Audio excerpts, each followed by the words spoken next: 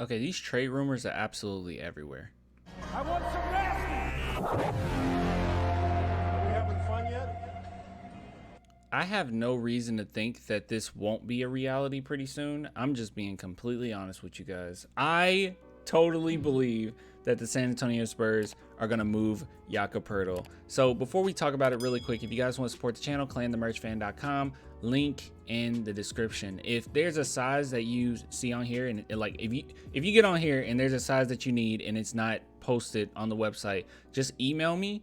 And we'll figure something out. Okay, I do custom orders as well. So anyways, all right, so let's go ahead and talk about this. So this is the one that a lot of people have been talking about, that's been rumored around, is the Celtics possibly going after your boy Jakob Poeltl. So here's a quote here. The question is, does this team need to go out and get another big man who can defend? Windhorse says.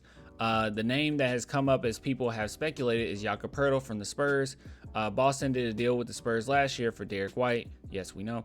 The Celtics gave up Romeo Langford, Josh Richardson, a 2022 first-round pick, a 2029 first-round pick swap in the deal for White, who has played extremely well for Boston this year, full training camp. And by the way, Derek White and Jakob played really well off of each other. But moving on, the Spurs may want to keep Jakob, but they were unable to extend Jakob. They tried to extend him before the season, so he will become an unrestricted free agent. They have the lowest payroll in the league, and maybe they will pay him at the end of the season. I don't think so. This right here, this is more so opinionated piece. So a lot of people that are talking about trading to the Boston Celtics, there's nothing that I've seen thus far that indicated that there's any talks that have occurred, or at the very least, it's not really taken too serious. Now, the one that I do believe is pretty apparent is the one that has to do with the Golden State Warriors. And not only that, it makes the most sense for both parties, I think.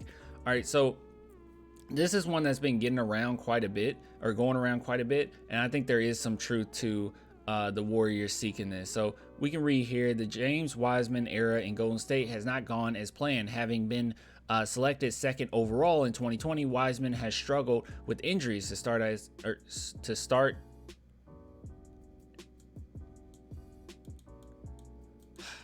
his career and has not been productive when healthy. That said, there is reason to believe the 21-year-old big man can find his footing in the league eventually. However, the Warriors may not have the time to wait. So yeah, that's kind of the main thing right here. So the Warriors try to basically do what the San Antonio Spurs tried to do, okay? They want to make their cake and they want to eat it too, okay? They want to win championships while developing the next era of players in order to, have some stars once Steph Curry, Clay, and Draymond are gone from the team, so they can keep winning. But that is not really panned out, and it rarely does. Like, that doesn't really happen. Most of the time, you have to just go full on tank mode or go full on.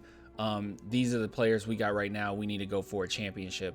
And with a player like Steph Curry, and you'll never see this again. You'll never see a guy like this again. I mean, this is one of the greatest players of all time. Easily the best shooter, the greatest shooter of all time. You want to take advantage of it to the best of your ability. You want to win as many rings as you possibly can right now while you're in the middle of a dynasty. And you're not going to be able to sit back and wait for a guy like Wiseman to come into his own. Another thing as well is it's kind of rough for a lot of players to develop under systems like this. Like, we can look back at even players that we've had, and Spurs fans always complain about this. Like, well, they rarely play. They're not able to fully develop, and it's because you have to play around all-stars. You have to play around superstars, and you have to play to their strengths. You're not going to be able to go out there and just fully do your own thing. I mean, even if you look at somebody like Andrew Wiggins, who's pretty established in the league, he couldn't go out there and just be Andrew Wiggins. It's just not going to happen. He's going to have to fit within that system. And that's just the reality of the situation everywhere. That's why I always laugh when people say, well, the Spurs system is really holding players back. And literally every single dynasty, every single successful team that has been in the NBA have had really good players that had to play roles because you have even better players as your superstars. So yeah, but anyways, that's kind of the case with the Warriors right now. And if that's the case, I think that them taking on Jakob Poeltl will really help. From what I understand, they're struggling quite a bit in the paint defensively, and I think that would be perfect for them. So this is from the Heavy. There has been chatter in NBA circles about the possibility of the Warriors trading Wiseman, with more experienced big men. Swapping Jakob of the Spurs for Wiseman is one trade possibility that has made the rounds, coming back in the deal. The Warriors also could look to move Wiseman for general depth,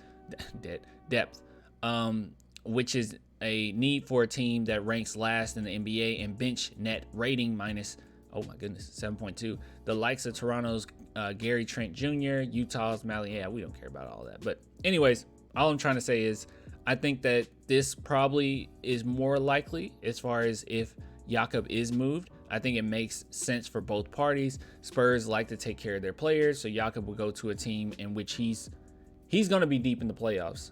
If not, he'll win the championship, So yeah, I don't know. I'm just ready. I'm ready for a trade. I'm ready for the Spurs to go ahead, and because the fact of the matter is we're not good enough. We're just not. We're going to be a bad team. We're going to lose a lot of games, and there's no real point in holding on to Jakob as long as we're well, I guess it is a point to do it right now. You make these teams more and more desperate, and then you can get even more out of it. So you don't want to rush a trade, right? You kind of want them to come to you at this point. But I just don't. There's no point in keeping Jakob for the long haul. That's all I'm saying. Not saying he's a bad player. It's just timeline is a thing, and it's unfortunate. But I think that he could have way more success somewhere else and be happier somewhere else. But that's just my take. I'll give it to you guys later, man. If you want to support the channel, as always, clanthemerchfan.com. Link in the description. But until next time, bye.